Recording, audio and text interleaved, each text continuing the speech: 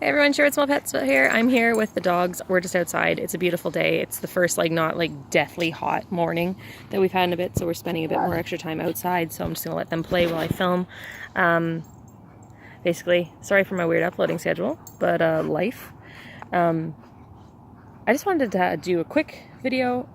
It started off with the idea to be funny, and then it kind of was like, oh no, this isn't really that funny. But it's five vaguely inappropriate questions that people ask pet owners, especially pet owners with multiple pets. I get all 5 of these questions, I get literally on a regular basis, and I know a lot of my friends do as well, and it's just, and by vaguely inappropriate, I mean they're straight up inappropriate, and it weirds me out that it's considered acceptable to ask these questions about pets, whereas if you were to ask the same question to somebody who had 4 children, it would be considered gross. Anyway, so let's just jump right into it. The first question is, how can you afford to feed them? Now, I know it's generally asked in curiosity. However, asking that question it's like, well, how do you afford to get all organic strawberries every week, Carol? It's one of those things. It's like, well, it's not any of anyone else's business, and you have the pets, so it's your responsibility to feed them. And it's just very strange to me that is an odd concept to people, that you know what, I can afford my pets because I don't go on a vacation every spring break. I don't go, I don't have super expensive clothing. I don't have really expensive accessories. My money goes into my pets, and I don't think I need to explain myself further on that. And it's just very bizarre that it's something that we do tend to have to explain. The next is, what if your significant other or future significant other doesn't like the pets or thinks that you have too many? Well, my response to that always was that's why, you don't get a significant other. Oh, it's just a stick. Okay, you're fine. You don't get a significant other that doesn't like pets. Mike and I got pets together. We started getting our pets together. All of our pets are ours. But also, maybe don't date someone that doesn't like pets. Also, my life isn't dictated on what somebody else might want from a partner. That was always something that always confused me. What if your future husband comes along and doesn't like the fact that you have dogs? And it's like, well, okay. I mean, I met my significant other when I was 18. We got our first pet when we were 19, and it's been going since that. But basically, for future reference, for anybody looking that has lots of pets or wants lots of pets and is single, maybe don't date someone who doesn't like a lot of pets, because there's no sense denying who you are or what you like for the sake of somebody else, because that's just not going to end well. It's just not. No, it isn't. The next one that I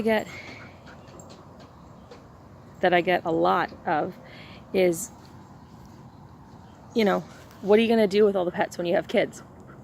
It's a very simple solution. I'm not having children. But also, it's just an odd thing. It's like, well, my parents had me when they had Ringo, our first dog, and it never occurred to them that they couldn't have both. I had pets. I always had pets growing up.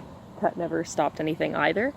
I don't know why people, especially now, I find it happens a lot nowadays, where people all of a sudden decide to have a child, and it's like, oh, well, we can't keep our pet anymore. And it's like, what the fuck? Why?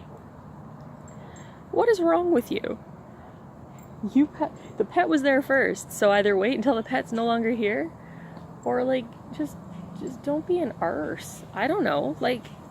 I'm not having kids, so which is a problem to a lot of people in itself, but that's another video that nobody cares about. But yeah, if the idea of having pets and children doesn't go together for you, then either don't have kids or don't have pets.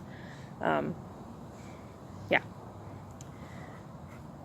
The fourth question that I get literally all the time is, well, you have so many small pets, why do you bother taking them to the vet? They'll just die anyway. And I mean, I could ask the same of someone else. Well, you're eventually going to die, so why did you take yourself to the doctor? Because not every illness needs to be terminal. It's an animal that I brought in, and they're under my responsibility. And again, I take that responsibility seriously. If it's not, and even still, if it is terminal, with a lot of small pets, unfortunately, things that do go wrong are fatal, but I still want to have the right and opportunity to give them a peaceful and dignified rest rather than making them suffer first. And the next one kind of goes in with the first one, and it's, why do you spend so much money on your pets? It's not to feed, but it's just they ask me that, and I'm like, again, Karen, I don't ask you why you have 17 bags with the same logo on them or 15 pairs of flats. I don't ask, because it's, quite frankly, it is none of my business, and it's also none of yours where my money goes. Nobody asks parents with children why they have so many onesies or why they have so many toys for their kid. Nobody asks that question. And yeah, kids and pets are different. Having pets is better. But it's different. But it's also, it comes along in the same category, in that it's an individual's personal choices and their life, and it has nothing to do with you.